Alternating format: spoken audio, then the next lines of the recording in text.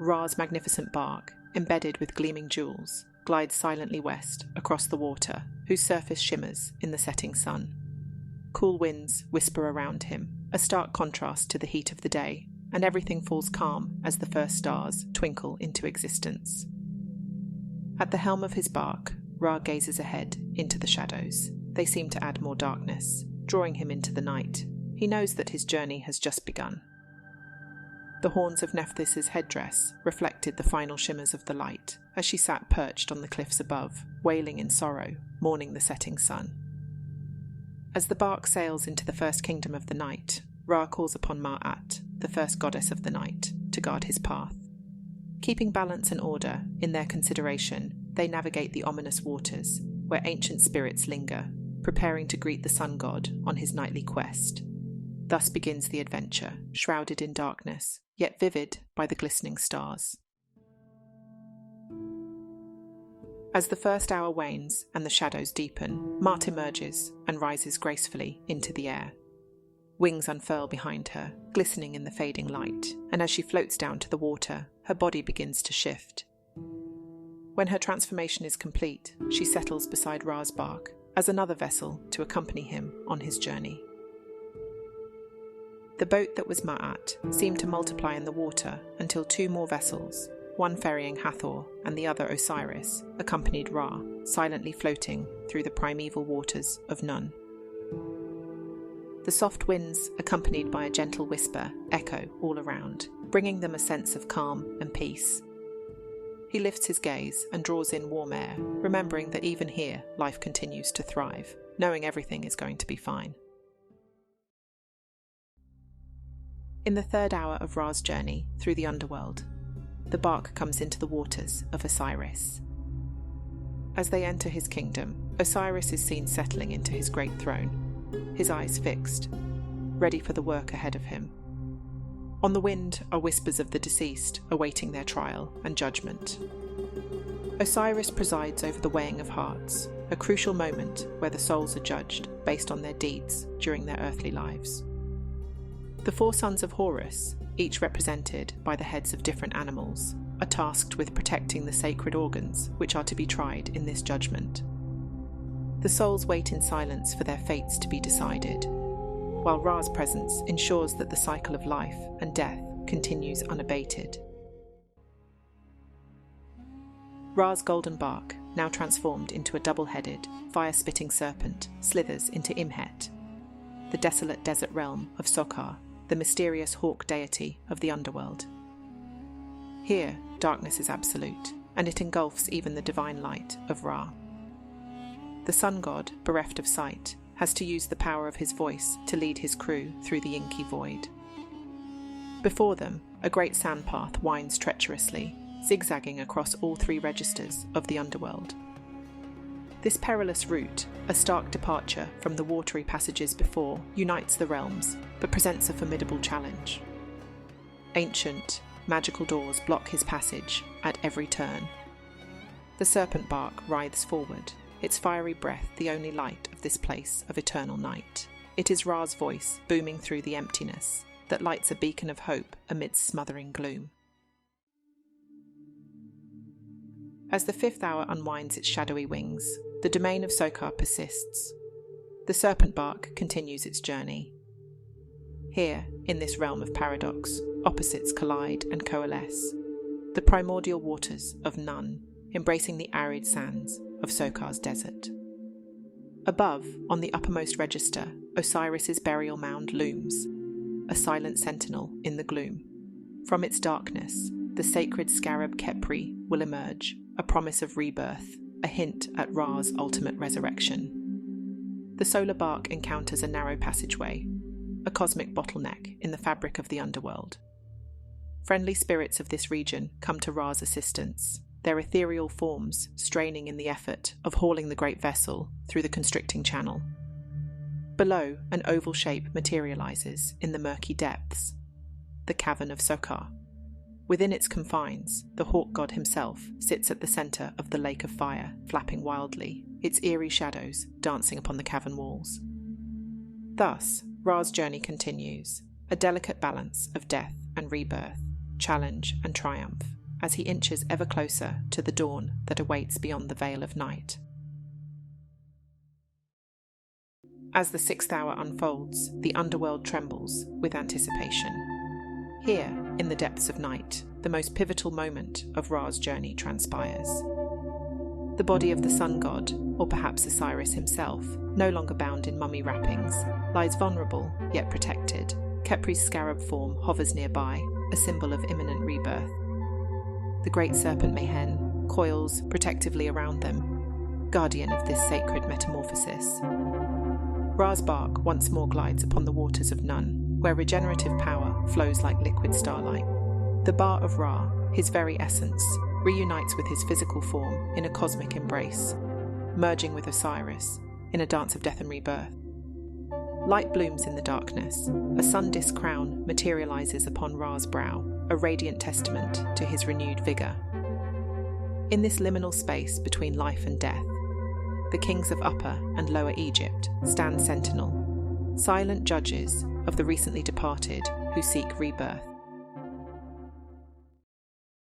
The rekindling of Ra's light does not go unnoticed in the shadowy realm. Like moths to a flame, the forces of chaos are drawn to this celestial beacon. Apep, the great serpent of disorder, rears its terrible head.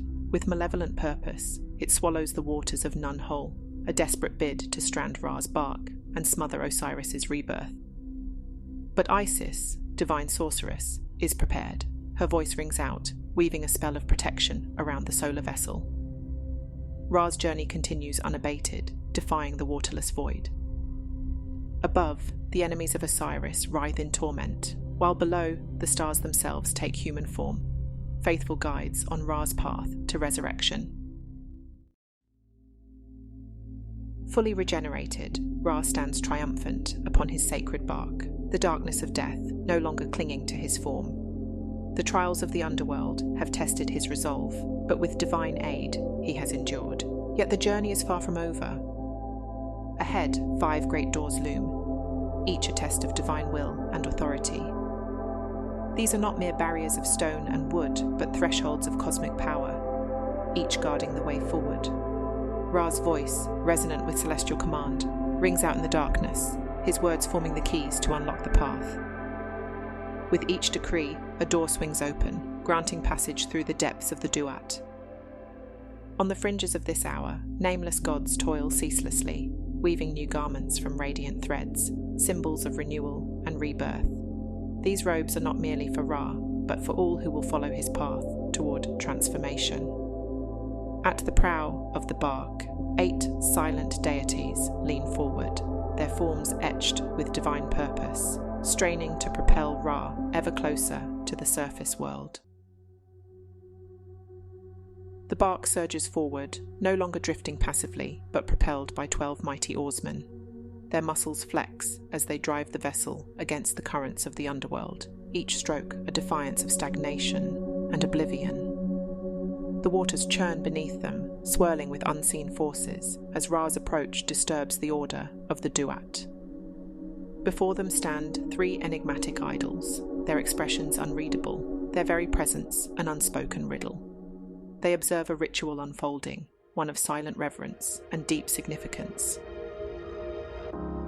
Among the shades of the dead, divine figures move with purpose, carrying bundles of grain upon their backs. Gods, whose faces are obscured by the passage of time, distribute bread and beer to the deceased. This is not merely sustenance. It is a reaffirmation of care, a whisper of the world above reaching those long lost to shadow. The scent of grain, the tang of fermented drink, it is a bittersweet comfort, a promise that even in death, one is not entirely abandoned. As Ra's journey nears its end, the air thickens with tension. The underworld has yielded much, but danger still lurks in the unseen spaces between realms. 12 oarsmen who once moved with practiced ease now bristle with weapons. Eyes sharp and unwavering, they scan the gloom, prepared for an ambush by Apep or other forces that resent the light Ra carries with him.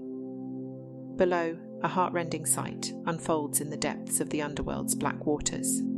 From this abyss, where the drowned souls of the Forsaken have lingered, a divine hand extends. Horus, protector and sky god, leans from the bark, his gaze filled with quiet determination as he reaches into the gloom. One by one, he pulls lost spirits from the abyss, their spectral forms glistening with hope they had long forgotten.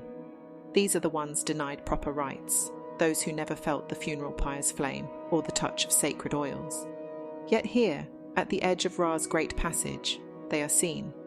They are lifted from despair, offered a path forward, a glimmer of redemption in the deepest depths of the underworld. As the bark sails on, the lost souls linger in the wake of its light. The darkness of the Duat begins to break. Though the sun has not yet risen, the horizon ahead glows faintly, a whisper of dawn stirring on the edges of the unseen world. The warmth of the surface beckons, a promise Ra can now feel upon his divine skin. With the nearing of day, something miraculous occurs. Ra's eyes, once clouded by the weight of the underworld, now fully heal. It is more than just the return of vision, it is the restoration of his vitality, his dominion, his very essence. To see is to command, to bring order from chaos. The gods who walk in darkness tremble, for Ra's full strength is nearly restored. Yet even in this moment of renewal, danger still lurks.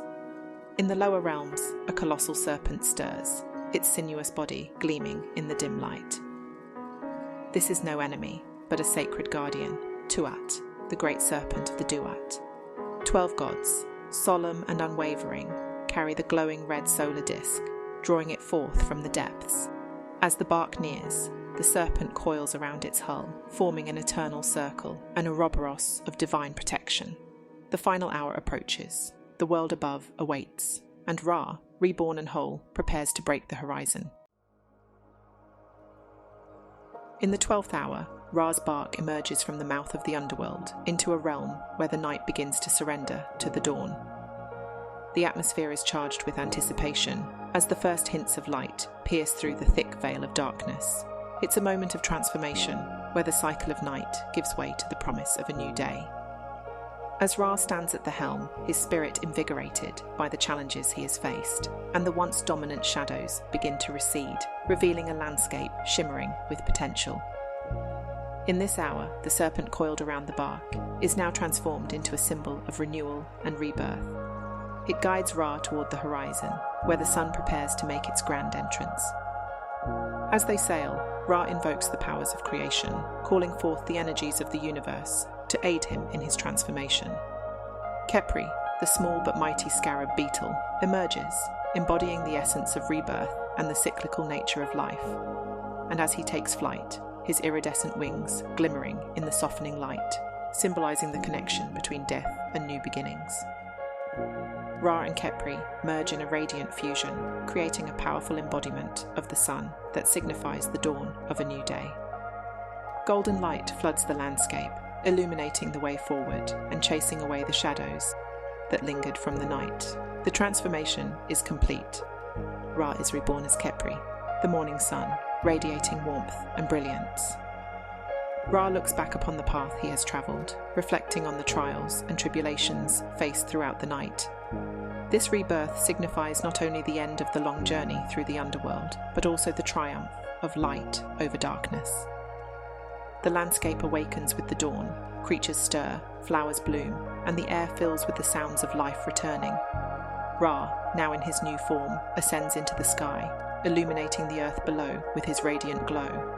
The people of the land lift their eyes to the heavens, welcoming the sun and celebrating the arrival of a new day.